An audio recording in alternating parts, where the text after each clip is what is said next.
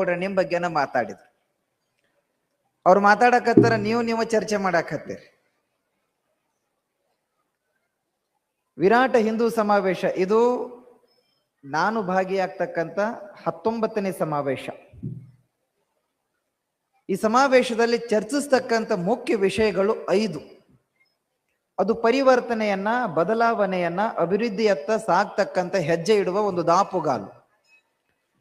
ಸರಿಯಾದ ಅನುಕ್ರಮದ ಜೀವನ, ಹಿಂದಿನ ಆಚಾರ ಹೊಸ ವಿಚಾರದೊಂದಿಗೆ ಜೋಡಿಸಿ ನಗಣ್ಯ ಬದುಕಿನೊಳಗ ಅದ್ಭುತ ವ್ಯತಿರಿಕ್ತದ ಜೀವನವನ್ನು ಅಳವಡಿಸಿಕೊಂಡು ಸನಾತನ ಪರಂಪರೆ, ಈ ದೇಶ, ಈ ನಾಡು, ಈ ಜಲ ಇತ್ಯಾದಿ ಎಲ್ಲವುಗಳು ದೇಶವ್ಯಾಪಿ ಬೆಳೆದು ಅಂತಾರಾಷ್ಟ್ರ ಮಟ್ಟದಲ್ಲಿ ಗುರುತಿಸಿಕೊಂಡ ಬಗೆ, ಜಗತ್ತಿಗೆ ಭಾರತ ವಿಶ್ವಗುರು ಆದಂತಹ ದಾರಿಯ ಆ ಸುಮಾರ್ಗ, ತಾಯಿಯಂದಿರು ಈ ದೇಶಕ್ಕಾಗಿ ಹಲವಾರು ಯೋಜನೆಯೊಂದಿಗೆ ಹೋರಾಟ ಮಾಡಿ ತಾವು ಕೊಡ್ತಕ್ಕಂಥ ಪುತ್ರ ರತ್ನಗಳಿಗೆ ದೇಶಪ್ರೇಮವನ್ನು ತುಂಬಿ ನೆಲ, ಜಲ, ಗಾಳಿ, ಗಿಡ, ಗೌವರಗಳ ಬಗ್ಗೆ ಅಧ್ಯಯನ, ಪರ್ವತ ಶಿಖರಗಳಂತಾನೆ ಇದು ಕೇವಲ ಮಣ್ಣಿನ ಭೂಮಿಯಲ್ಲ, ಇದು ಮಾತೃಭೂಮಿ, ಇದು ಕೇವಲ ಗುಡಿ ದೇವಸ್ಥಾನಗಳು ಹೊಂದಿರತಕ್ಕಂಥ ದೇಶವಲ್ಲ, ಇದು ದೇವರನ್ನೇ ನಿರ್ಮಾಣ ಮಾಡತಕ್ಕಂಥ ದೇಶ.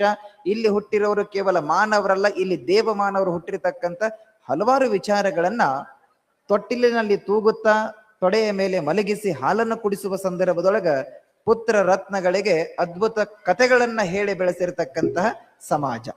ಅದಕ್ಕಾಗಿ ಇದನ್ನ ವಿರಾಟ ಹಿಂದೂ ಸಮಾಜ ಅಂತ ಕರೀತಾರಷ್ಟೆ. ಯಾವ ಸಮಾಜ? ವಿರಾಟ ಹಿಂದೂ ಸಮಾಜ.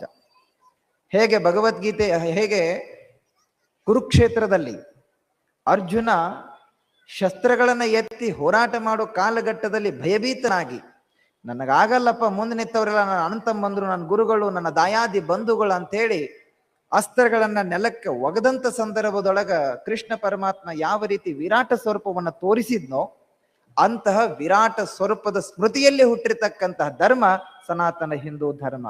ಅಂದ್ರೆ ಇದರ ಅರ್ಥ, ಕಾಲಘಟ್ಟದಲ್ಲಿ ಎದುರಾಳಿಗಳ ಉಪಟಳವನ್ನ ಸಹಿಸಿಕೊಂಡು, ನನಗೆ ಬೇದಾಗ ಸುಮ್ಮನೆ ಇರ್ತೀವಿ, ನಮ್ಮ ಅಪ್ಪಗೆ ಬೇದಾಗ ಸುಮ್ಮನೆ ಇರ್ತೀವಿ. ಯಾವುದಾದ್ರೂ ಎದುರಾಳಿಯ ವ್ಯಕ್ತಿ ತಾಯಿಯನ್ನು ಭೇದ ಅಂತಂದ್ರೆ ಅಲ್ಲಿ ಇತಿಹಾಸವನ್ನ ನಿರ್ಮಾಣ ಮಾಡಿರ್ತಕ್ಕಂಥ ಧರ್ಮ ಅದು ಸನಾತನ ಹಿಂದೂ ಧರ್ಮ. ಕಾಲಘಟ್ಟಕ್ಕೆ ಡಚ್ಚರು, ಫ್ರೆಂಚರು, ಆಂಗ್ಲರು, ಮೊಘಲರು, ಬ್ರಿಟಿಷರು, ಕುಶನರು, ಯಹೂದಿಗಳು ಇತ್ಯಾದಿ ಎಲ್ಲ ರಾಷ್ಟ್ರದಿಂದ ಬಂದಿರತಕ್ಕಂತಹ ಆಕ್ರಮಣಕಾರಿಗಳು ಈ ದೇಶದ ಮಾತೃಭೂಮಿಗೆ ಕೊರಳಿಗೆ ಕೈ ಹಾಕಿದಾಗ ಬಂದ ಉತ್ತರ ಯುದ್ಧ, ಇತಿಹಾಸದ ಮೈಲುಗಲ್ಲು, ಜಯ. ಒಬ್ಬ ಮೊಘಲ್ ಕವಿ ಬರೀತಿದ್ದ, ಬಹಳ ಚೆನ್ನಾಗಿ ಬರೆದಾನ, ಅದನ್ನ ಕನ್ನಡಕ್ಕೆ ಬಹಳ ಚೆನ್ನಾಗಿ ವಿವರಣೆ ಕೊಟ್ಟಾರ. ಸಪ್ತ ಸಮುದ್ರಗಳ ನೀಜಿ ಬಂದ್ವಿ, ಯಾರೂ ತಡಿಲಿಲ್ಲ. ಎಲ್ಲ ದೇಶಗಳನ್ನ ಕಪಿಮುಷ್ಟಿಯಲ್ಲಿ ಇಟ್ಟುಕೊಂಡ್ವಿ, ಯಾರೂ ಕೇಳಲಿಲ್ಲ. ಎಲ್ಲ ದೇಶದಲ್ಲಿ ರಕ್ತದ ಓಕಳಿಯನ್ನು ಹರಿಸಿದ್ವಿ, ಯಾರೂ ಮಾತಾಡ್ಲಿಲ್ಲ. ಇಡೀ ಜಗತ್ತಿಗೆ ಭಯವನ್ನ ಉಟ್ಟು ಮಾಡಿರ್ತಕ್ಕಂಥ ಮೊಘಲರ ಅಟ್ಟಹಾಸವನ್ನ ಗಂಗಾ ನದಿಯಲ್ಲಿ ಮುಳುಗಿಸಿದವರು ಯಾರು ಅಂದ್ರೆ ಹಿಂದೂಗಳು ಅಂತೇಳಿ ಮೊಘಲದ ಕವಿ ಬರೀತಾನೆ. ಅಂದ್ರೆ ಇದು ಹಿಂದೂಗಳಿಗಿರತಕ್ಕಂಥ ಶಕ್ತಿ. ಹಾಗಾದ್ರೆ ನಮ್ಮ ಕರ್ತವ್ಯ ಏನು? ಇದೆಲ್ಲ ಹಿಂದಿನವರು ನಮಗೋಸ್ಕರ ಮಾಡಿದ್ದು. ನಾವು ಮಾಡಬೇಕಾಗಿರೋದೇನೀಗ? ಇಲ್ಲದ ಯಕ್ಷ ಪ್ರಶ್ನೆ. ತಾಯಿಯಂದ್ರೆ ಜಾಸ್ತಿ ಕುಡಿಯೋದ್ರಿಂದ ತಾಯಿಗೋಸ್ಕರ ಹೇಳುವ ಮಾತೇನು ಅಂತಂದ್ರೆ, ಹಿಂದಿನ ಎಲ್ಲ ರತ್ನ ಕನ್ಯಾಮಣಿಗಳಿಗೆ, ಎಲ್ಲ ಪುರುಷ ಸಿಂಹಗಳಿಗೆ ಜನ್ಮ ಕೊಟ್ಟಂತ ಗರ್ಭ ನಿಮ್ದು. ಅಂದಿನ ಶಿವಾಜಿ ಮಹಾರಾಜರು, ಅಂದಿನ ಬಸವಣ್ಣ, ಅಂದಿನ ರಾಣಾ ಪ್ರತಾಪ್ ಸಿಂಹ ಇತ್ಯಾದಿ ಎಲ್ಲ ಮಹಾಪುರುಷರು ತಾಯಿ ಗರ್ಭದಿಂದ ಜನಸಿ ಬಂದು ಈ ರಾಷ್ಟ್ರಕ್ಕೊಂದು ಒಳ್ಳೆ ಕೊಡುಗೆ ಕೊಟ್ಟು ಹೋದ್ರು. ಹಾಗಾದ್ರೆ ನಮ್ ಕೆಲಸ ಏನು? ಇವತ್ತು ತಾಯಿ ಕನಸು ಕಾಣ್ತಾ ಇದ್ದಾಳೆ, ಶಿವಾಜಿ ಅಂತ ಮಗ ಬೇಕು, ನಮ್ಮ ಮನೆಯಾಗ ಬೇಡ, ಮುಂದಿನ ಮನೆಯನ್ನವರಲ್ಲಿ. ಬಸವಣ್ಣನಂತ ಮಗ ಬೇಕು, ನಮ್ಮ ಮಗ್ಗಲ ಮನೆಯವರಾಗ. ಮತ್ತ ಯವ್ವ ನಿನ್ನ ಮಗ? ನನ್ನ ಮಗ ಡಾಕ್ಟರ್ ಆಗ್ಬೇಕು. ಆಗ್ಲಿ ಸಂತೋಷ. ನನ್ನ ಮಗ ಇಂಜಿನಿಯರ್ ಆಗ್ಬೇಕು, ಆಗ್ಲಿ ಸಂತೋಷ. ಆದ್ರೆ ರಾಷ್ಟ್ರಭಕ್ತ ವೈದ್ಯನಾಗ್ಬೇಕು, ರಾಷ್ಟ್ರಭಕ್ತ ವಕೀಲನಾಗ್ಬೇಕು, ರಾಷ್ಟ್ರಭಕ್ತ ಇಂಜಿನಿಯರ್ ಆಗ್ಬೇಕು. ಏನೇ ಇರ್ಲಿ ರಾಷ್ಟ್ರೀಯತೆ ತುಂಬಿರ್ಬೇಕಷ್ಟು. ಇವತ್ತು ಸಾಮರಸ್ಯದ ಬಗ್ಗೆ, ರಕ್ಷಣೆಯ ಬಗ್ಗೆ, ಜಲದ ಬಗ್ಗೆ, ಪರಿಸರದ ಬಗ್ಗೆ ಪಂಚ ಯೋಜನೆಗಳನ್ನ ಸಂಘ ಶತಾಬ್ದಿಯ ಶತಮಾನೋತ್ಸವದ ಹೊಸ್ತಿಲಿನಲ್ಲಿ, ಆರ್ಯಾವರ್ತದ ಪರಿವರ್ತನೆಗೆ ಮಹಿಳೆಯರ ಪಾತ್ರ, ಪುರುಷಂದಿರ ಈ ಕಾರ್ಯವ್ಯಾಪ್ತಿಯ ಕ್ಷೇತ್ರದ ಎಲ್ಲ ವಿಚಾರಗಳನ್ನ 1 ಶತಮಾನದ ಹಿಂದೆ ಹುಟ್ಟಿಕೊಂಡ ಸಂಘ, ರಾಷ್ಟ್ರೀಯ ಸ್ವಯಂ ಸೇವಕ ಸಂಘ ಈಗ 100ರ ಸಂಭ್ರಮ. ಈ 100ರ ಸಂಭ್ರಮದ ಈ ಒಂದು ಮೆಲುನೋಟದಲ್ಲಿ ಬಂದು ಉದಯಿಸಿಕೊಂಡಿರ್ತಕ್ಕಂಥ ಶೀರ್ಷಿಕೆ ಹಿಂದೂ ವಿರಾಟ ಸಮಾವೇಶ. ಈ ಸಮಾವೇಶದಲ್ಲಿ 5 ಯೋಜನೆಯೊಂದಿಗೆ ಭಾರತವನ್ನ ಒಗ್ಗೂಡಿಸಬೇಕು. ಭಾರತ ಅಂತಂದ್ರೆ ಯಾವುದು? ಯಾರು ಗೋಮಾತೆಯ ರಕ್ಷಣೆಯಲ್ಲಿ ಪಾಲ್ಗೊಳ್ತಾ ಇದ್ದಾರೆ, ಯಾರು ಸ್ತ್ರೀ ರಕ್ಷಣೆಯಲ್ಲಿ ಪಾಲ್ಗೊಳ್ತಾ ಇದ್ದಾರೆ, ಯಾರು ಸಮುದಾಯದ ರಕ್ಷಣೆಯಲ್ಲಿ ಪಾಲ್ಗೊಳ್ತಾ ಇದ್ದಾರೆ, ಯಾರು ದೇಶದ ರಕ್ಷಣೆಯಲ್ಲಿ ಪಾಲ್ಗೊಳ್ತಾ ಇದ್ದಾರೆ, ಯಾರು ದೇಶದ ಹಿತಾಸಕ್ತಿಗೆ ಪಾಲ್ಗೊಳ್ತಾ ಇದ್ದಾರೆ, ಯಾರು ಜಾತಿ ಮತ ಪಂಥ ಕುಲ ಗೋತ್ರ ಸೂತ್ರವನ್ನ ಲೆಕ್ಕಿಸದೆ ಎಲ್ಲರೂ ತನ್ನವರೆಂಬ ಭಾವದೊಂದಿಗೆ ಕೈ ಜೋಡಿಸ್ತಾ ಇದ್ದಾರಲ್ಲ, ಅವರಿಗೋಸ್ಕರ ಈ ಯೋಜನೆ. ಅವರಾರು ಅಂತಂದ್ರೆ ಹಿಂದೂಗಳು. ಆ ಹಿಂದೂಗಳು ಯಾರು ಅಂತಂದ್ರೆ ನಾವು ನೀವುಗಳೆಲ್ಲ. ಮತ್ ಹಿಂದ್ ಹೊಳ್ಳಿ ನೋಡ್ಬೇಡ್ರಿ ಯಾರು ಅದಾರೇನ ಅಂತೇಳಿ, ಹಿಂದಿನವ್ರಂತ ಹೇಳಿಲ್ಲ. ಹಿಂದೂಗಳಂದ್ರೆ ನಾವೇ ನೀವೇ. ಅಜ್ಜವ್ರು ಹಿಂದ್ ಬೇರೆ ಅಂದಾರ, ಹಿಂದ್ ಯಾರು ಅದಾರೇನ್ರಿ ನಮ್ಮ ಪೈಕಿ? ಇಲ್ಲ, ನಾವೇ. ನಮಗ್ ನಾವೇ ಅಳಬೇಕು, ನಮಗ್ ನಾವ ನಗಬೇಕು. ಕಾರಣ ಇಷ್ಟೇ, ನಮಗೇನಾದ್ರೂ ತೊಂದರೆ ಆಯ್ತು ಅಂತಂದ್ರ ನಮಗ ನಾವ ಸಮಾಧಾನ ಮಾಡ್ಕೊಳ್ಬೇಕು. ಹಿಂದೂ ನಮಗ್ ನಾವು ಮಾಡ್ಕೊಂಡು ಬಂದೀವಿ, ಮುಂದೂ ನಮಗ್ ನಾವು ಮಾಡ್ಕೊಳ್ಬೇಕು. ಆದ್ರೆ ಇದೇ ದೇಶದ ಅನ್ನ, ಇದೇ ದೇಶದ ನೀರುಂಡಿರ್ತಕ್ಕಂಥ ಅನ್ಯ ಧರ್ಮಿಯವರಿಗೆ ನೋವಾತು ಅಂದ್ರೆ 10-20 ರಾಷ್ಟ್ರ ಬರ್ತಾವ, ನಾವಿದೀ ನಿಮ್ ಜೊತೆಗೆ ಅಂತ ಹೇಳಿ. ನಮಗೆ ಯಾರು ಬರೋದಿಲ್ಲ. ಕಾರಣ ದೇವ ನಿರ್ಮಿತ ರಾಷ್ಟ್ರ ಅಂತಮ್ ಹಿಂದೂ ರಾಷ್ಟ್ರ ಒಂದೇ. ಈ ದೇಶ ಹಿಂದೂಗಳಿಗೋಸ್ಕರ ಇರೋದು ಒಂದೇ. ಹಾಗಾಗಿ ನಾವೇನ್ ಮಾಡ್ಬೇಕಿಲ್ಲಿ? ತುಳಸಿಯ ಕಟ್ಟೆಯನ್ನ ಸುತ್ತುವ ತಾಯಂದಿರು ಕಾಲುಗಳು ಇತ್ತು ಮೊಬೈಲ್ನ ಟಿಕ್ಟಾಕ್ನತ್ತ ಹೋದಾಗ ಉಳಿಯಬೇಕಲ್ಲಿ ಭಾರತೀಯ ಸಂಸ್ಕೃತಿ. ದೇವಸ್ಥಾನ ಮಠ ಮಂದಿರಕ್ಕೆ ಸಾಗುವ ಪುರುಷಂದಿರ ಕಾಲುಗಳು ಇವತ್ತು ಬಾರ್ ಪಬ್ಬಿನತ್ತ ಸಾಗಿದಾಗ ಎಲ್ಲಿ ಉಳಿಯಬೇಕು? ಭಾರತೀಯ ಸಂಸ್ಕೃತಿ. ನೆನಪಿರ್ಬೇಕು ನಮಗಷ್ಟೇ ಅಲ್ಲ. ತಾಯಿಯರ ಮಹಿಳೆಯರ ಪಾತ್ರದ ಬಗ್ಗೆ ವಿಚಾರಗಳನ್ನು ತುಂಬಾ ಚೆನ್ನಾಗಿ ವೇದಿಕೆ ಮಾಡ್ಕೊಂಡದ. ಆದ್ರೆ ನಾವೆಲ್ಲಿ ಎಡುತ್ತಾ ಇದ್ದೇವೆ ಅನ್ನೋದನ್ನ ಒಂದ್ ಸ್ವಲ್ಪ ಸರಿ ಮಾಡ್ಕೊಂಡ್ ಬಿಟ್ವಿ ಅಂತಂದ್ರೆ ಈ ಸಮಾವೇಶ, ಇದರ ಯೋಜನೆ, ಇದರ ಯೋಚನೆ, ಆಮೇಲೆ ಇದರ ಕಾರ್ಯಕ್ಷೇತ್ರದ ಫಲ, ಇದರ ಸಂಪೂರ್ಣವಾಗಿರ್ತಕ್ಕಂತಹ ವಿಚಾರ ನಮಗೆಲ್ಲ ಗೊತ್ತಾಗ್ತದೆ. ನಾವೆಲ್ಲ ಸಮಾವೇಶದಲ್ಲಿ ಈ ಯೋಜನೆಯೊಂದಿಗೆ 5 ನಿರ್ಣಯಗಳನ್ನ ಕಡ್ಡಾಯವಾಗಿ ಮಾಡಬೇಕು ಅಂತ ತಿಳ್ಕೊಂಡು ಎಲ್ಲ ಸಮಾವೇಶದೊಳಗೆ ನಾವು ಇದನ್ನ ಭಾಗಿಯಾಗಿ ಮುಕ್ತ ಕಂಠದಿಂದ ಮಾತಾಡ್ತಾ ಇದ್ದೇವೆ. ಏನು 5 ನಿರ್ಣಯಗಳು? ಪಂಚ ಯೋಜನೆಗಳನ್ನ ಸಂಘ ಕೊಟ್ಟದೆ, ಅದರೊಂದಿಗೆ ಸಮಾವೇಶ ಈ 5 ನಿರ್ಣಯಗಳನ್ನು ಯಾಕೆ ತಗೊಳ್ತಾ ಇದೆ, ಯಾಕೆ ಬೇಕು ಅಂತಂದ್ರೆ ಸಾಮರಸ್ಯ, ಪ್ರೇಮ, ವಾತ್ಸಲ್ಯ, ಮಮತೆ, ಅಂತಃಕರಣದ ಶಕ್ತಿ, ಭಾತೃತ್ವ, ಪ್ರೇಮತ್ವ, ತಾಯಿಯ ಕರುಣೆ, ತಂದೆಯ ಪ್ರೇರಣೆ, ಸಮಾಜದ ಏಳಿಗೆ, ಇತಿಹಾಸದ ಎಲ್ಲ ಮೆಲುನೋಟವನ್ನ ಈ 5 ನಿರ್ಣಯಗಳು ಮಾಡ್ತಾವ. ಅವು ಯಾವುವು?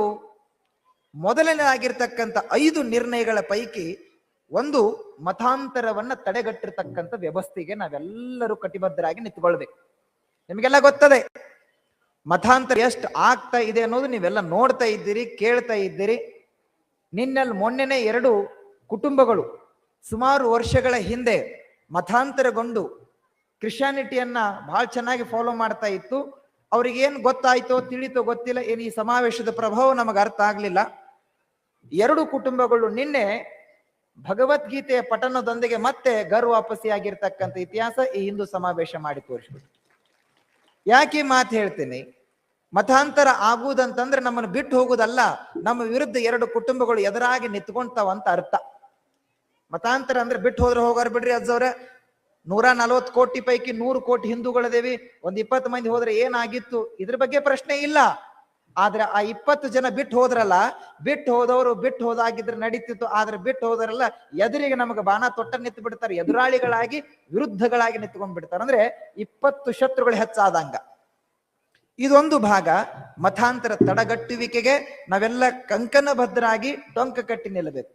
ಎರಡನೆಯದು ಗೋಹತ್ಯೆ ನಿರ್ಮೂಲನೆಗೆ ಶಪಥಬದ್ಧ ಸೈನಿಕರಾಗಿ ನಾವೆಲ್ಲ ನಿರ್ಮಾಣಗೊಳ್ಳಬೇಕು. ಒಂದು ಮತಾಂತರ, ಇನ್ನೊಂದು ಗೋಹತ್ಯೆ ನಿಷೇಧ. ಇವತ್ತು ಹಳೆಯ ಸರ್ಕಾರ, ಈ ರಾಜ್ಯವನ್ನ ಆಳಿದ ಹಳೆಯ ಸರ್ಕಾರ ಗೋಹತ್ಯೆಯನ್ನು ಸಂಪೂರ್ಣ ನಿಷೇಧ ಮಾಡಿಬಿಡ್ತು. ನಾವೆಲ್ಲ ವೆಲ್ಕಮ್ ಮಾಡಿದ್ವಿ. ಆದ್ರೆ ಇವತ್ತು ಅದು ಮತ್ತೆ ಪುನರಾವರ್ತನೆ ಆಗ್ತಾ ಇದೆ. ಅದನ್ನ ತಡೆಗಟ್ಟುವಿಕೆ ನಾವೇ ಸನಾತನ ಹಿಂದೂ ಧರ್ಮದ ಎಲ್ಲ ವಾರಸುದಾರರು ಮಾಡ್ಲೇಬೇಕಾಗಿದೆ ಕಡ್ಡಾಯವಾಗಿ. ಪುರಾತನ ದೇವ ಸ್ವರೂಪಿಯಾಗಿರ್ತಕ್ಕಂಥ ಗಾವೋ ವಿಶ್ವಸ್ಯ ಮಾತರಹ, ತಾಯಿ 5 ವರ್ಷ ಎದೆ ಹಾಲು ಕುಡಿಸಿದ್ರ ಜೀವನ ಪರ್ಯಂತರವಾಗಿ ಹಾಲುಣಿಸುವ ಮಾತೆ ನನ್ ಗೋಮಾತೆ. ಅವಳನ್ನ ಕಡಿತಾಳಂತಂದ್ರೆ ನಾವ್ ಹೆಂಗ್ ಸುಮ್ಮನೆ ಇರೋಣ? ಹಾಗಾಗಿ ತಾಯಂದಿರಾಗಿರ್ಬೋದು, ಪುರುಷರಾಗಿರ್ಬೋದು, ಯುವ ಮಿತ್ರರಾಗಿರ್ಬೋದು, ಗೋಹತ್ಯೆಯ ನಿಷೇಧದ ಬಗ್ಗೆ ಬಹಳಷ್ಟು ಜಾಗರೂಕತರಾಗಿ ನಾವೆಲ್ಲ ಲಕ್ಷ್ಯ ವಹಿಸ್ಬೇಕು. ಇನ್ನು 3ನೇ ನಿರ್ಣಯ ಯಾವುದು ಈ ಸಮಾವೇಶದ್ದು ಅಂತಂದ್ರೆ, ದೇವಾಲಯವನ್ನ ಮುಕ್ತ ಪ್ರವೇಶವನ್ನಾಗಿಟ್ಟುಕೊಳ್ಬೇಕು. ನಾವು ದೇಶವ್ಯಾಪಿ ಹೋಗೋದು ಬೇಡ, ನಾಡಿನ ವ್ಯಾಪಿ ಹೋಗೋದು ಬೇಡ. ಯಕ್ಷಂಬ ಪಟ್ಟಣವನ್ನೇ ನಾವು ಉದಾಹರಣೆಯಾಗಿ ಇಟ್ಕೊಂಡ್ಬಿಡೋಣ. ಯಕ್ಷಂಬ ಪಟ್ಟಣದಲ್ಲಿರ್ತಕ್ಕಂಥ ಎಲ್ಲ ದೇವಸ್ಥಾನಕ್ಕೆ ಜಾತಿ, ಮತ, ಪಂಥ, ಕುಲ, ಗೋತ್ರ, ಸೂತ್ರ, ಭೇದ ಭಾವ, ಬಡವ, ಬಲ್ಲಿದ, ದೀನ, ದಲಿತ, ಮೇಲು ಕೀಳು, ಕಪ್ಪು ಬಿಳು ಯಾವುದೇ ವರ್ಣವನ್ನ ಲೆಕ್ಕಿಸದೆ ಆತ ನಮ್ಮವ, ಆತ ಹಿಂದೂ ಎಂಬತಕ್ಕಂಥ ಭಾವದೊಂದಿಗೆ ಮುಕ್ತ ದೇವಸ್ಥಾನದ ಪ್ರವೇಶಕ್ಕೆ ನಾವೆಲ್ಲರೂ ಅವಕಾಶವಂತರಾದ್ರೆ ಮಾತ್ರ ಸಮಾಜ ಉಳಿತದೆ, ಸಮಾಜ ಏಳಿಗೆಯತ್ತ ಸಾಗ್ತದೆ. ಇದು ನಿರ್ಣಯ. ಇನ್ನು 4ನೇ ನಿರ್ಣಯ, ಮಹಿಳೆಯ ಸುರಕ್ಷತೆ ಬಗ್ಗೆ ಕಾಳಜಿ ವಹಿಸೋದು. ನಮ್ಮ ತಾಯಿ, ಮುಂದಿನ ಮನೆಯವರಾಗಿರ್ಬೋದು, ಮಗ್ಗಲ್ ಮನೆಯವರಾಗಿರ್ಬೋದು, ಹಿಂದಿನ ಮನೆ ತಾಯಿಯೇನೆ. ಮಹಿಳೆಯರ ಸುರಕ್ಷತೆ ಬಗ್ಗೆ ನಾವೆಲ್ಲರೂ ಕಂಕಣಬದ್ಧರಾಗಿ, ಕಟಿಬದ್ಧರಾಗಿ, ಸಂರಕ್ಷಣೆಯ ದಾರಿಯತ್ತ ಸೇವಕರಾಗಿ ಸ್ವಯಂ ಪ್ರೇರಿತವಾಗಿ ಸೇವೆಯನ್ನು ಸಲ್ಲಿಸಬೇಕು. ಯಾವ ರೀತಿಯಾಗಿ? ಇವತ್ತು ಗಾಂಧೀಜಿ ಅವರು ಕನಸು ಕಂಡಿದ್ರು, ಯಾವ ಹೆಣ್ಣು ಮಗಳು ಭಾರತದಲ್ಲಿ ನಿರ್ಭೀತಿಯಿಂದ ರಾತ್ರಿ ಹೊತ್ತಿನಲ್ಲಿ ಸಂಚಾರ ಮಾಡ್ತಾಳೋ ಅವತ್ತು ಭಾರತ ರಾಮರಾಜ್ಯವಾಗಿದಂತೆ. ಇವತ್ತು ರಾಮರಾಜ್ಯ ಆಗ್ಯದ, ಆದ್ರೆ ಏನ್ ಮಾಡೋದು? ತುಡುಗರ ಹಾವಳಿ ಬಾಳ ಆಗ್ಯಾವ. ಆ ತುಡುಗುವಿಕೆಯನ್ನ ತಡೆಗಟ್ಟುವುದಕ್ಕಾಗಿ ಸಮಾಜ ಸದಾವಕಾಲ ಸನ್ನದ್ಧರಾಗಿ ನಿಂತುಕೊಳ್ಬೇಕು. ಇದು 4ನೇ ನಿರ್ಣಯ. ಇನ್ನು 5ನೇ ನಿರ್ಣಯ ಯಾವುದು ಅಂತಂದ್ರೆ, ಈ ನಗರದ, ಈ ಪಟ್ಟಣದ ಪರಿಸರದ ಕಾಳಜಿಯ ಬಗ್ಗೆ. ಯಕ್ಷಂಬ ನಗರವನ್ನ ಸ್ವಚ್ಛ ಸುಂದರವಾಗಿಸುವುದು ನಮ್ಮೆಲ್ಲರ ಆದ್ಯ ಕರ್ತವ್ಯ ಅಂತ ಹೇಳಿ ನಾವೆಲ್ಲ ಸ್ವಯಂ ಪ್ರೇರಿತ ಸಂಕಲ್ಪ ಮಾಡಬೇಕು. ಒಂದು ಪ್ಲಾಸ್ಟಿಕ್, ಒಂದು ಇತ್ಯಾದಿ ವಸ್ತು ಬಿತ್ತು ಅಂದ್ರೆ ಅದನ್ನ ಎತ್ತಿ ಹಾಕ್ತಕ್ಕಂಥ ವ್ಯವಸ್ಥೆಗೆ ನಾವು ಬರಬೇಕು. ಅಲ್ಲಿ ಯಾವುದೇ ತಾರತಮ್ಯಗಳ ಬಗ್ಗೆ ವಿಚಾರ ಇರಬಾರ್ದು. ಈ ಸಮಾಜ ಉತ್ಸವ ಅಥವಾ ಈ ವಿರಾಟ ಹಿಂದೂ ಸಮಾವೇಶದ ಮೂಲ ಉದ್ದೇಶ ಏನು ಅಂತಂದ್ರೆ, ಎಲ್ಲರೂ ಒಂದಾಗುವಿಕೆ, ಜೋಡಾಗುವಿಕೆ, ಕೂಡುವಿಕೆ. ಒಂದು ದಾರದ, ಹಿಂದೂ ಧರ್ಮ ಎಂಬುವ ದಾರದಲ್ಲಿ ಲಿಂಗಾಯತ, ಕುರುಬ, ದಲಿತ, ನಾಯಕ, ಬೇಡ, ಒಕ್ಕಲಿಗ ಇತ್ಯಾದಿ ಎಲ್ಲ ಜಾತಿ ಎಂಬ ಹೂಗಳನ್ನ ಪೋಣಿಸಿ ತಾಯಿ ಭಾರತಿಗೆ ಅಲಂಕಾರ ಮಾಡುವುದೇ ಹಿಂದೂ ಸಮಾಜೋತ್ಸವದ ಉದ್ದೇಶವಾಗಿದೆ. ಇರಬಹುದು ನಾವು ಜಾತಿಯಿಂದ ಲಿಂಗಾಯತರು, ಕುರುಬರು, ಒಕ್ಕಲಿಗರು, ಯಾದವರು ಇತ್ಯಾದಿ ಪರಂಪರೆಯ ಸಂಪ್ರದಾಯದಲ್ಲಿ ಬರ್ತಕ್ಕಂಥ ಜಾತಿ 10 ಹಲವಾರು ಇರಬಹುದು. ನಮ್ಮ ಆಚರಣೆ ವಿವಿಧತೆಯಿಂದ ತುಂಬಿರಬಹುದು. ಆದ್ರೆ ನೆನಪಿರ್ಲಿ, ಈ ದೇಶದ ಹೊರಗೆ, ಈ ದೇಶದ ಗಡಿಯ ಭಾಗದ ಉದ್ದಕ್ಕೂ ಮೊನ್ನೆ ನಡೆದಿರ್ತಕ್ಕಂಥ ಕತಿ ನೋಡಿದಿರಿ, ಕೇಳಿದಿರಿ. ಪ್ರವಾಸಕ್ಕಂತೇಳಿ ಜಮ್ಮು ಕಾಶ್ಮೀರಕ್ಕೆ ಹೋದಾಗ 27 ಮಂದಿ ಮೇಲೆ ಗುಂಡಿನ ದಾಳಿ ಆಗ್ತದ. ತಾಯಿಂದ್ರೆ ನೀವೆಲ್ಲ ಟಿವಿಯಾಗ ನೋಡಿ ಬಹಳಷ್ಟು ಮರಿಗಿದಿರಿ. ಮದುವೆಯಾಗಿ ಹೊಸತನದೊಳಗ ಜಮ್ಮು ಕಾಶ್ಮೀರದ ಪ್ರಕೃತಿಯನ್ನ ಸವಿಬೇಕಂತೇಳಿ ದಂಪತಿಗಳು ಹೋದಂತ ಕಾಲಘಟ್ಟಕ್ಕ ತಾಳಿ ಕಟ್ಟಿಸಿಕೊಂಡಿರ್ತಕ್ಕಂಥ ಹೆಂಡತಿಯ ಮುಂದೆ ಗಂಡನ ಪ್ಯಾಂಟ್ ಬಿಚ್ಚಿ ಯಾವ ಧರ್ಮದವ ನೀವಂತ ಕೇಳಿ ನಾ ಹಿಂದೂ ಅಂದ ಬಳಿಕ ಹೆಂಡತಿ ಮುಂದೆನ ಗುಂಡು ಹಾರಿಸಿದ್ರು. ಕೇಳಿದಿರಲ್ಲ? ಉದ್ದೇಶ ಅವ್ರ ಸ್ಪಷ್ಟತೆ ಇದೆ. ನಮ್ಮ ಗತೆ ಅಲ್ಲ ಅವ್ರ ಉದ್ದೇಶ ಸ್ಪಷ್ಟತೆ ಅದ. ನಮ್ಮ ಧರ್ಮ ಉಳಿಬೇಕಾಗಿತ್ತು ಅಂತಂದ್ರೆ ಹಿಂದೂಗಳು ಗುಂಪು ಆಗಿದ್ದಲ್ಲಿ ಬಾಂಬ್ ಹಾರಿಸಿದ್ರೆ ಸಾಕು. ಎಷ್ಟು ಜನ ಕಾಪಿರರು ಸಾಯ್ತಾರೋ ಅಷ್ಟು ನನಗೆ ಸ್ವರ್ಗದೊಳಗ ಆ ಭಗವಂತ ಅಲ್ಲಿ ಒಂದು ಒಳ್ಳೆಯ ಅವಕಾಶ ಮಾಡಿಕೊಡ್ತಾನ. ಅದು ಅವ್ರ ನಂಬಿಕೆ. ಆದ್ರೆ ನನ್ನ ಸನಾತನ ಧರ್ಮದ ತಾಯಿ ನನ್ನನ್ನ ಮಡಿಲಿನೊಳಗ ಮಲಗಿಸಿಕೊಂಡಾಗ ಆಡುವ ಸಂದರ್ಭದೊಳಗೆ ಹೇಳಿಕೊಟ್ಟಾಳ ಏನಂತ? ಗುಂಪಲ್ಲಿ ನಿಂತ ಜನಕ್ಕೆ ಬಾಂಬ್ ಹಾಕುವುದರಿಂದ ದೇವ್ರು ಸಿಗೋದಿಲ್ಲ ತಮ್ಮ, ಹಸಿದವಾಗ ಒಂದು ತುತ್ತು ಅನ್ನ ಹಾಕಿ ಬಿಡೋ ದೇವರಲ್ಲಿ ಪ್ರತ್ಯಕ್ಷ ಆಗ್ತಾನಂತೇಳಿ ಈ ಸನಾತನ ಧರ್ಮ ಹೇಳಿಕೊಟ್ಟದಲ್ಲ. ಕಣ್ಣೀರು ತರಿಸು ಅಂತ ಅವ್ರು ಹೇಳಿಕೊಟ್ರ ಕಣ್ಣೀರು ಒರೆಸು ಅಂತ ನಮ್ಮ ತಾಯಿ ಹೇಳಿಕೊಟ್ಟಾಳ. ತಲೆ ಒಡೆದು ಬದುಕು ಅಂತ ಅವ್ರು ಹೇಳಿಕೊಟ್ಟಿದ್ರ ನಾನು ತಲೆಯಿಂದ ಬದುಕ್ತೀನಿ ಅಂತ ನನ್ನ ಧರ್ಮ ಹೇಳಿಕೊಟ್ಟದ.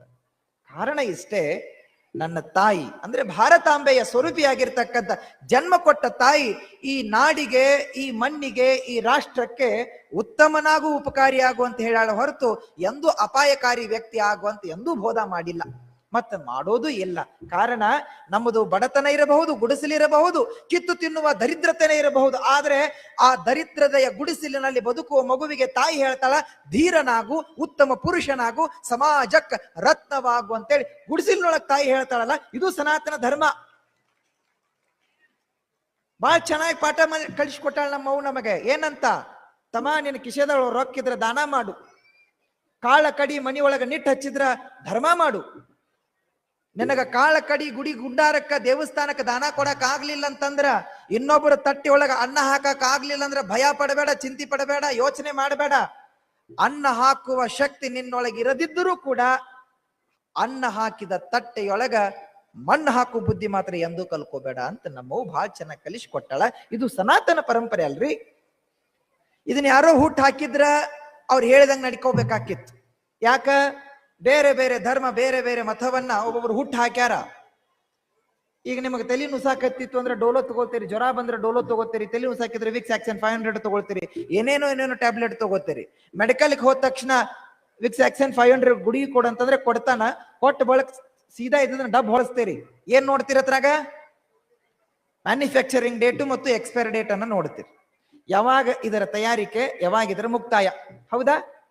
ಹಾಗಾದ್ರೆ ಇದರ ಅರ್ಥ ಯಾವುದು ಹುಟ್ಟ್ಯದೆ, ಯಾವುದು ಯಾರಿಂದ ಹುಟ್ಟ್ಯದೆ ಅದಕ್ಕೊಂದು ದಿವಸ ಸಾವದೆ. ಅದು ಏನೇ ಇರಲಿ, ವಸ್ತುವಾಗಲಿ, ವ್ಯಕ್ತಿಯಾಗಲಿ, ಪದಾರ್ಥವಾಗಲಿ, ಧರ್ಮ ಮತ ಪಂಥವಾಗಲಿ, ಒಬ್ಬನಿಂದ ಹುಟ್ಟ್ಯದ ಅಂದ್ರೆ ಇನ್ನೊಬ್ಬನಿಂದ ಅದು ನಾಶಗೊಳ್ತದೆ. ಯಾವುದಕ್ಕೆ ಹುಟ್ಟಿದೆ ಅದಕ್ಕೆ ಸಾವಿದೆ, ಯಾವುದಕ್ಕೆ ಹುಟ್ಟಿಲ್ಲೋ ಅದಕ್ಕೆ ಸಾವಿಲ್ಲ. ಹಾಗಾಗಿ ಸಾವಿಲ್ಲದ ಧರ್ಮ ಯಾವುದಾದ್ರೂ ಈ ಜಗತ್ತಿನ ಸೃಷ್ಟಿಯಲ್ಲಿ ಇದೆ ಅಂದ್ರೆ ಅದು ಸನಾತನ ಹಿಂದೂ ಧರ್ಮ. ಅದಕ್ಕೆ ಸಾವು ಇಲ್ಲ, ಅದಕ್ಕೆ ಹುಟ್ಟು ಇಲ್ಲ. ಅದು ಆದಿ, ಅನಂತ, ಅನವರ್ತ, ಅಪರಾಂಪರ. ಹಿಂದೆಯೂ ಇತ್ತು, ಈಗಲೂ ಇದೆ, ಮುಂದೆಯೂ ಇರ್ತದ. ಕಾರಣ ಇದು ಸೃಷ್ಟಿಯ ಧರ್ಮ. ಇದು ಮನುಷ್ಯ ಧರ್ಮವಲ್ಲ, ಸೃಷ್ಟಿಯ ಧರ್ಮ. ಹಾಗಾಗಿ ಇದು ಸೃಷ್ಟಿಯ ಧರ್ಮ ಅನ್ನುವುದಕ್ಕಾಗಿಯೇ ಸೂರ್ಯ ಬೆಳಗಿನ ಜಾವ ಸೂರ್ಯೋದಯಕ್ಕೆ ಕೇಸರಿಮಯವಾಗಿ ಹುಟ್ಟುಕೊಳ್ತಾನ. ಇದು ಸೃಷ್ಟಿಯ ಧರ್ಮ ಅನ್ನೋದು ಸತ್ಯ ಆಗಿದ್ದಕ್ಕನೆ ಅದೇ ಸೂರ್ಯ ಮುಳುಗುವಾಗ ಕೇಸರಿಮಯವಾಗಿ ಮುಳುಗುತ್ತಾನ. ಇದು ಭಗವೆಯ ಧರ್ಮ. ದ್ವಾಪರದ ಕಾಲ ಅಂತ್ಯಗೊಳ್ಳುವ ಸಂದರ್ಭ, ಕಲಿಯುಗದ ಕಾಲ ಪ್ರಾರಂಭಗೊಳ್ಳುವ ಸಂದರ್ಭ. ಅರ್ಜುನ ಡೊಗ್ಗಾಲ ಒಡ್ಡಿ ಕೃಷ್ಣನ ಕೇಳ್ತಾನಂತ, ಕಲಿಯುಗಕ್ಕೆ ನೀ ಏನು ಕೊಟ್ಟು ಹೋಗ್ತೀಯ ಅಂತಂದಾಗ ಕೃಷ್ಣ ಕೊಟ್ಟದ್ದು ಎರಡೇ ವಸ್ತು. ಏನದು? ಧರ್ಮದಿಂದ ಬದುಕುವವನಿಗೆ ಭಗವದ್ಗೀತೆಯ ಶಾಸ್ತ್ರ, ಧರ್ಮವಂತರಿಗೆ ಕೇಸರಿಯ ಭಗವದ್ಧ್ವಜ. ಇವೆರಡು ಕಲಿಯುಗದ ಅಸ್ತ್ರಗಳಾಗಿ ನಮಗೆ ಇವತ್ತಿನವರೆಗೂ ಕೂಡ ಧರ್ಮ ಉಳಿಯುವುದಕ್ಕೆ ಕಾರಣ ಆಗ್ಯದ. ಹಾಗಾಗಿ ನಮ್ಮ ಧ್ವಜ ಭಗವದ್ಧ್ವಜ, ನಮ್ಮ ಗ್ರಂಥ ಭಗವದ್ಗೀತೆ. ಯಾರಾದ್ರೂ ಓದ್ತೀರೇನು ಮನೆಯಾಗಿದ್ದನ? ಎಷ್ಟು ಮಂದಿ ಗಟ್ಟಿ ಹಾಕಿ ಅದನ್ನ ಎಲ್ಲಿ ಹೋಗಿದ್ರೆ ಯಾರಿಗೂ ಗೊತ್ತಿಲ್ಲ. ಹಾಗಾಗಿ ಪರಿವರ್ತನೆ ಆಗುವುದಂದ್ರೆ ಏನು, ಸಮಾಜದ ತಿದ್ದುವಿಕೆ ಅಂದ್ರೆ ಏನು? ನಾವು ಅತ್ಯಂತ ಪ್ರಾಚೀನ ಸಂಸ್ಕೃತಿ, ಸಾಂಸ್ಕೃತಿಕ ಸಂಸ್ಕಾರದ ರಾಯಭಾರಿಗಳ ವಾರಸುದಾರರದೇವಿ. ಗ್ರೀಕ್, ಈಜಿಪ್ಟಿಯಾ ಇತ್ಯಾದಿ ಮೆಸೊಪೊಟೇಮಿಯಾ ಈ ಅತ್ಯಂತ ಹಳೆಯ ನಾಗರಿಕ ಪರಂಪರೆ ಹುಟ್ಟುವುದಕ್ಕಿಂತ ಮುಂಚೆ ಹುಟ್ಟಿರ್ತಕ್ಕಂಥ ಧರ್ಮ ಇದು. ಅವರಕ್ಕಿಂತ ಮುಂಚೆನೆ ಹುಟ್ಟೇವಿ, ಅವ್ರು ನಶಿಸಿ ಹೋದ್ರು. ಇವತ್ತು ಅವ್ರನ್ನ ಮ್ಯೂಸಿಯಂ ಒಳಗೆ ನೋಡಾಕತ್ತೇವಿ. ಈಜಿಪ್ಟ್ ನಾಗರಿಕತೆ ಇವತ್ತು ವಸ್ತು ಸಂಗ್ರಹಾಲಯದಲ್ಲಿ ಅದ. ಹರಪ್ಪ ನಾಗರಿಕತೆ ವಸ್ತು ಸಂಗ್ರಹಾಲಯದಲ್ಲಿ ಅದ. ಗ್ರೀಕ್ ನಾಗರಿಕ ಸಾಮ್ರಾಜ್ಯ ವಸ್ತು ಸಂಗ್ರಹಾಲಯದಲ್ಲಿ ಅದ. ಆದ್ರೆ ಇವತ್ತಿಗೂ ಕೂಡ ಅಂದು ಇಂದು ಮುಂದೆ ಬದುಕ್ತಕ್ಕಂಥ ಜೀವಂತ ಧರ್ಮ ಯಾವುದು? ಸನಾತನ ಹಿಂದೂ ಧರ್ಮ. ಇದು ಬಹಳ ಅಖಂಡತೆಯಿಂದ ಕೂಡಿದ, ಬಹಳಷ್ಟು ಆಕ್ರಮಣಗಳಾಗ್ಯಾವ, ಬಹಳಷ್ಟು ಹೋರಾಟಗಳನ್ನ ಕಂಡೇವಿ, ಬಹಳಷ್ಟು ಪ್ರಾಣ ಹಾನಿ ಆಗ್ಯಾವ. ತರುಣ ಅವಸ್ಥೆಯೊಳಗ ನೇನಿನ ಕೊರಳಿಗೆ ಉರುಳನ್ನ ಕೊಟ್ಟಿರ್ತಕ್ಕಂತಹ ಅಪ್ಪಟ ದೇಶ ಭಕ್ತರ ತ್ಯಾಗ ಬಲಿದಾನದಿಂದ ಈ ಧರ್ಮ ಉಳಿದದ. ತಾಯಿಯರ ಮಾತೃವಾತ್ಸಲ್ಯದಿಂದ ಉಳಿದದ, ಯುವ ಮಿತ್ರರಿಂದ ಉಳಿದದ. ಒಟ್ಟಾರೆಯಾಗಿ ಪೆನ್ ಹಿಡ್ಕೊಂಡು ಅವನಿಂದ ಹೆಬ್ಬೆಟ್ಟಿನವರೆಗೂ ಧರ್ಮ ಉಳಿದದ. ಎಲ್ಲರಿಂದಲೂ ಧರ್ಮ ಉಳಿದದ ಅನ್ನೋ ಕಾರಣಕ್ಕೆ ಇವತ್ತು ಧರ್ಮದ ರಾಜಕಾರಣವನ್ನ ಮಾಡ್ತಾ ಇದ್ದೇವೆ, ಧರ್ಮ ಕಾರಣವನ್ನ ಮಾಡ್ತಾ ಇದ್ದೇವೆ, ಸಮಾಜ ಉತ್ಸವವನ್ನ ಮಾಡ್ತಾ ಇದ್ದೇವೆ. ಕಲಿಸೋದು ಏನಾದ್ರೂ ನಮ್ಮ ಮಕ್ಕಳಿಗೆ ಕಲಿಸ್ಬೇಕಾಗಿತ್ತು ಅಂದ್ರ ಕಲಿಸ್ರಿ. A for apple, B for doll, ಏನೆಲ್ಲ ಕಲಿಸ್ರಿ. ಆದ್ರೆ ಅಮ್ಮ, ಅಪ್ಪ, ಅಣ್ಣ, ತಮ್ಮ, ಬಂಧು ಬಳಗ ಅದರಲ್ಲಿ ಬಂದದ. ಕುಟುಂಬ ಪ್ರಬೋಧನ ಅಂತ ಬಂದದ. ಈ ಅಮ್ಮ, ಅಪ್ಪ, ಅಣ್ಣ, ತಮ್ಮ, ಬಂಧು ಬಳಗ, ನಾದಿನಿ, ಮೈದುನ, ಸ್ವಸ್ತಿ, ಏನೆಲ್ಲ ಹೆಸರುಗಳಿತ್ರಿ. ಇವತ್ತು ಮಮ್ಮಿ ಡ್ಯಾಡಿ ಬಂದು ಅವ ಅಪ್ಪನು ಕೊಂದದ, ಅಂಕಲ್ ಆಂಟಿ ಬಂದು ಸಂಬಂಧಗಳನ್ನು ಕೊಂದದ. ಕರಿಬೇಕು ಕರಿಬಾರ್ದು ಅಂತೇನಲ್ಲ, ನಮ್ಮ ಪರಂಪರೆಯನ್ನು ನಾವು ನಾಶ ಮಾಡೋದಂತಂದ್ರೆ ಬ್ಯಾರೆದವ್ರದ್ದೇನು ಅವಶ್ಯಕತೆ ಇಲ್ಲ. ಒಂದ್ ಆಂಟಿ ಎಲ್ರನ್ನು ಕೊಂದು ಬಿಡ್ತದ, ಒಂದ್ ಅಂಕಲ್ ಎಲ್ರನ್ನು ಕೊಂದು ಬಿಡ್ತದ. ಸಂಬಂಧಗಳು ಉಳಿಬೇಕು, ಸಂಬಂಧಗಳು ಬೆಳಿಬೇಕು. ಕುಟುಂಬ ಪ್ರಬೋಧನ ಅಂತಂದ್ರೆ ಈ ಸಂಬಂಧ ಒಕ್ಕೂಟದಿಂದ ಕೂಡಿರ್ಬೇಕು. ಹೆಸರುಗಳ ಬಗ್ಗೆ ಮಾಹಿತಿ ಇರಬೇಕು. ಕಾಕ, ಕಾಗಿ, ಏನ್ ಎಡ್ ಚಂದ ಹೆಸರು ನಮ್ಮವ. ಒಬ್ಬರ ಕರಿತೀವಿ, ಇವತ್ತು ಇಲ್ಲ. ಕಾರಣ ನಮ್ಮ ಮಕ್ಕಳು CBSE ಒಳಗೆ ಓದಾಕತ್ತಾರಲ್ಲ. ಎಲ್ಲಿ ದೊಡ್ಡಪ್ಪ ಅಂದ್ರೆ ನಾಚಿಕೆ ಆಗ್ತದೆ, ಎಲ್ಲಿ ದೊಡ್ಡವ ಅಂತಂದ್ರೆ ನಮಗ ಮುಜುಗರ ಆಗ್ತದೆ. ಇವೆಲ್ಲ ದೂರ ಆಗಬೇಕನ್ನೋ ಕಾರಣಕ್ಕೆ ಸಮಾಜ ಈ ಒಂದು ಸಂಘಟಿತ ಕಾರ್ಯಕ್ರಮದಲ್ಲಿ ನಾವೆಲ್ಲ ಕೂಡ್ಕೊಳ್ಬೇಕಾಗ್ಯದ. ಇದೇನೊಂದು ಕಾರ್ಯಕ್ರಮ ಅಂತಂದ್ರೆ ಯಾರೋ ಒಬ್ಬ ವ್ಯಕ್ತಿನ ಬೆಳೆಸಲಿಕ್ಕಲ್ಲ, ಅಥವಾ ಇದೊಂದು ಏನೋ ಉದ್ದೇಶ ಪೂರ್ವಕವಲ್ಲ. ಇದು ನಮ್ಮ ಧರ್ಮದ ಒಂದಷ್ಟು ಪರಿವರ್ತನೆಯ ಆರ್ಯಾವರ್ತದ ಬದಲಾವಣೆ. ಮಕ್ಕಳಿಗೆ ನಾವು ಕಲಿಸ್ಬೇಕಾಗಿರ್ತಕ್ಕಂಥ ಸಂಸ್ಕೃತಿ ಅಂತದ್ದು. ಈ ಧರ್ಮದ ಸಂಸ್ಕೃತಿಯ ಡೆಫಿನೇಷನ್ ಏನು ಗೊತ್ತೇನು? ಹಸಿದು ಉಣ್ಣುವುದು ಸಂಸ್ಕೃತಿ, ಹಸಿಯದೆ ಉಣ್ಣುವುದು ವಿಕೃತಿ. ತಾ ಹಸಿದರೂ ಇನ್ನೊಬ್ಬನ ಹೊಟ್ಟೆ ತುಂಬಿಸುವುದೇ ಸನಾತನ ಹಿಂದೂ ಧರ್ಮದ ಸಂಸ್ಕೃತಿ. ಇದನ್ನ ನಮ್ಮ ಮಹಾತ್ಮರು ಅಂದಿನಿಂದ ಇಂದಿನವರೆಗೂ ಕೂಡ ಬಹಳ ವ್ಯವಸ್ಥಿತವಾಗಿ ಹಾಕಿಕೊಟ್ಟು ಹೋಗ್ಯಾರ. ನಾವು ಹಸಿದ್ರು ಇನ್ನೊಬ್ಬರ ಹೊಟ್ಟೆ ತುಂಬಿಸ್ತೇವಿ, ನಾವು ದನದ್ರು ಇನ್ನೊಬ್ಬರ ನೀರನ್ನ ಕೊಟ್ಟು ಅವರ ದಾಹವನ್ನ ಇಂಗಿಸ್ತೇವಿ. ಇದು ನನ್ನ ಧರ್ಮ ಕಾಲಘಟ್ಟಕ್ಕೂ ನಮ್ಮ ಕಲಿಸಿಕೊಟ್ಟದ. ಹಾಗಾಗಿ ಈ ವಿರಾಟ ಹಿಂದೂ ಸಮಾವೇಶದ ಸಂದೇಶ ಏನು ಅಂತಂದ್ರೆ, ಒಂದಾಗಬೇಕು. ನಮ್ಮ ವೈಯಕ್ತಿಕ ಯಾವುದೇ ವಿಚಾರಗಳಿದ್ರೂ ಅದನ್ನ ಬದಿಗೊತ್ತಿ, ಧರ್ಮ ಅಂತ ಬಂದಾಗ, ದೇಶ ಅಂತ ಬಂದಾಗ, ಇತ್ಯಾದಿ ಎಲ್ಲ ವಿಚಾರಗಳು ಬಂದಾಗ ಒಂದು ಒಗ್ಗಟ್ಟಿನ ಮಂತ್ರವನ್ನ ಸಾರಿ, ತಾಯಿ ಭಾರತಿಗೆ ನಾನು ಸೇವಕನಾಗುವೆ, ಗೆದ್ದರೆ ತಿರಂಗದ ಧ್ವಜ ಹಾರಿಸುವೆ, ಸೋತರೆ ಅದನ್ನೇ ನನ್ನ ಮೈ ಮೇಲೆ ಹೊಚ್ಚಿಕೊಂಡು ನಾನು ವೀರಮರನನ್ನ ಹೊಂದುವೆ ಎಂಬತಕ್ಕಂಥ ಧ್ಯೇಯದೊಂದಿಗೆ ಬಂದಿರತಕ್ಕಂಥವ್ರು ನಾವು. ಜಾತಿಯನ್ನ ಎಂದೂ ಲೆಕ್ಕಿಸಲಿಲ್ಲ. ಆದ್ರೆ ತಂದು ಒಡ್ಡಿದವರು ಬೇರೆ. ನಮಗೆ ಇವತ್ತು ಕೈಯ ಒಂದೊಂದು ಜೆಂಡಾ ಕೊಟ್ಟರೆ ದೂರ ಇಟ್ಟು ಬಿಟ್ಟಾರ ನಮ್ಮನ್ನ. ನಾವು ಅರ್ಥ ಮಾಡ್ಕೊಳ್ಬೇಕಷ್ಟು. ನಿಂದೊಂದು ಧ್ವಜ, ನಂದೊಂದು ಜೆಂಡಾ, ನಿಂದೊಂದು ಜೆಂಡಾ, ಅವ್ರದೊಂದು ಜೆಂಡಾಗಳು ಬಹಳಷ್ಟು ಆಗಾಕತ್ತವ ನಮ್ಮ. ಆದ್ರೆ ಅಜೆಂಡಾ ಯಾವುದೂ ಇಲ್ಲ. ಅದಕ್ಕಾಗಿ ಎಚ್ಚರಿಕೆಯಿಂದ ಸಮಾಜ ಎಚ್ಚೆತ್ತುಕೊಂಡಿತು ಅಂತಂದ್ರೆ, ಉಪಟಳ ಕೊಡತಕ್ಕಂಥ ವ್ಯಕ್ತಿ, ಕ್ಷುದ್ರ ಜೀವಿಗಳ ವ್ಯಕ್ತಿ ಇತ್ಯಾದಿ ಎಲ್ಲರಿಂದ ನಾವು ಮುಕ್ತರಾಗಬಹುದು. ವಿಚಾರ ಸ್ಪಷ್ಟವಿರಲಿ, ಧರ್ಮದ ಸಿದ್ಧಾಂತ ಬಹಳ ಸ್ಪಷ್ಟ ಇರಲಿ.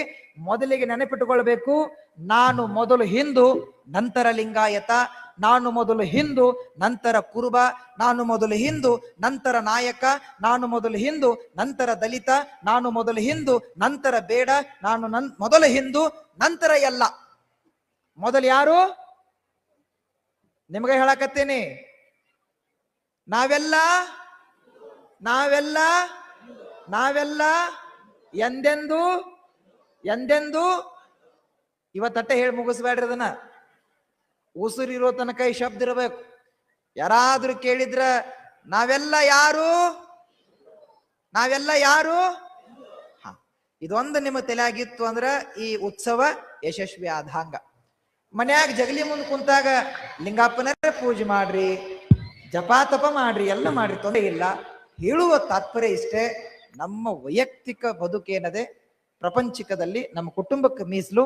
ಹೊರಗೆ ಬಂದಾಗ ಸ್ಪಷ್ಟ ನಾನು ಹಿಂದೂ ಎಂಬತಕ್ಕಂಥ ಸಂದೇಶ ಎಲ್ಲರಿಗೂ ಕೊಡೋಣ ಎಂಬತಕ್ಕಂಥ ಮಾತನ್ನ ಈ ಸಂದರ್ಭದಲ್ಲಿ ಹೇಳ್ತಾ, ಸಮಯದ ಅಭಾವ ಇರೋದ್ರಿಂದ ನಿಮ್ಮೆಲ್ಲರಿಗೂ ಕೂಡ ಬೀರೇಶ್ವರನ ಸನ್ನಿಧಾನದ ಆರಾಧ್ಯ ದೈವ ಅನುಗ್ರಹಿಸಲಿ. ಆರಾಧ್ಯ ಗುರುದೇವ ಔಜಿಕರ ಮಹಾರಾಜರು, ಸಂತ ಮಹಾತ್ಮರೆಲ್ಲರೂ ಕೂಡ ನಿಮಗೆ ಅನುಗ್ರಹವನ್ನ ನೀಡಲಿ.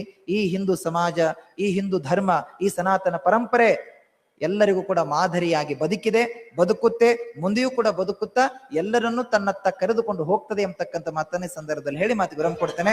ಸತ್ಯಂ ಶಿವಂ ಸುಂದರ.